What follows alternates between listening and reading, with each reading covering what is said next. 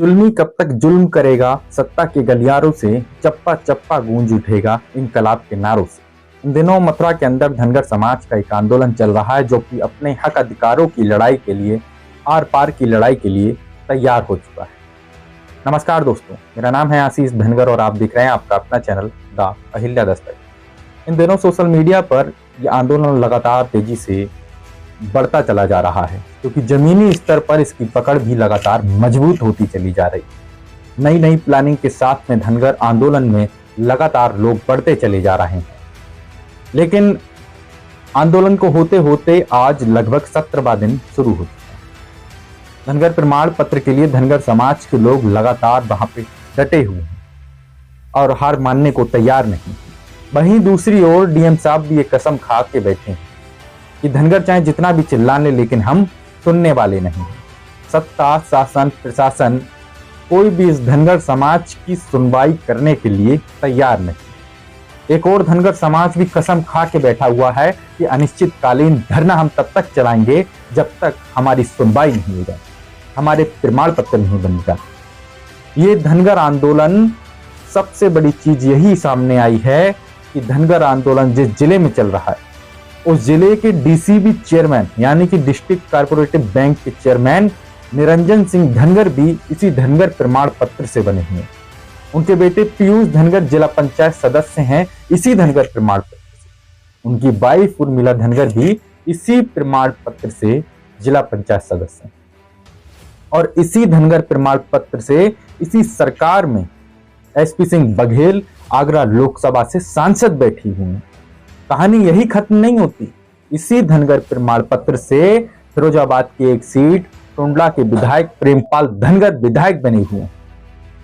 यानी कि आप समझ गए होंगे कि धनगर प्रमाण पत्र से लोग किस हद तक और किस पद तक बैठे हुए हैं। यानी कि लगभग हर जगह धनगर प्रमाण पत्र से लोग विराजमान बैठे हुए हैं। उत्तर प्रदेश के अंदर बहुत बड़ी तादाद में तो नहीं कहा जा सकता, लेकिन फिर भी इस समाज के लिए एक बड़ी संख्या के तौर पर देखा गया है कि 100 से अधिक शिक्षक धनगर प्रमाण पत्र से उत्तर प्रदेश के अंदर कार्यरत हैं और तमाम विभागों में, बड़े बड़े विभागों में धनगर प्रमाण पत्र से लोग मौजूद हैं। कुछ चुनिंदा नाम एमपी, एमएलए और डीसीबी चेयरमैन के मैंने आप सभी लोगों को बताए। इसी धनगर प्रमाण पत्र से इसी समाज के लोग एमपी, एमएलए बने हैं, डीसीबी के चेयरमैन बने हैं, जिला पंचायत सदस्य बने हैं, ऐसे तमाम नाम हैं। लेकिन उसके बावजूद भी इसी सरकार में जब आदेश आता है उसको इसी सरकार के अधिकारी लगातार इग्नोर करते चले जा रहे हैं, नजरअंदाज करते चले जा रहे हैं। आखिर ये कैसा, कब तक चलता रहेगा? इस बात से एक बात तो साफ हो जाती है कि ये अधिकारी चाहते ही नहीं कि बीजेपी की सरकार की छवि साफ रहे। निश्चित तौर पर कहीं ना कहीं अधिकारियों की ये मंशा साफ नजर आ रही है। ये अधिकारी साफ तौर पे चाहते नहीं है कि बीजेपी की सरकार दोबारा से बने, क्योंकि निश्चित तौर पर जिस तरह से मथुरा के अंदर धनगर प्रमाण पत्र के लिए धनगर समाज अपना संघर्ष कर रहा है, वैसे ही और जिलों में भी धनगर प्रमाण पत्र की अगुवाई करने के लिए लोग तैयार हो चुके हैं। पूरे प्रदेश में बड़े स्तर पर धनगर आंदोलन खड़ा किया जा रहा है धीरे धीरे करके। महाराष्ट्र में आप लोगों ने देखा होगा, धनगर समाज धनगर आंदोलन इन दोनों चला रहा है और बहुत बड़े पैमाने पे महाराष्ट्र में अपनी मांग को उठा रहा है। मराठा आरक्षण और धनगर आरक्षण एक बड़ी लड़ाई के तौर पर महाराष्ट्र के अंदर उभर के आया है, लेकिन उत्तर प्रदेश के अंदर धनगर समाज की शिक्षा मजबूत न होने के कारण वो अपने हक अधिकार को समझ नहीं पाया।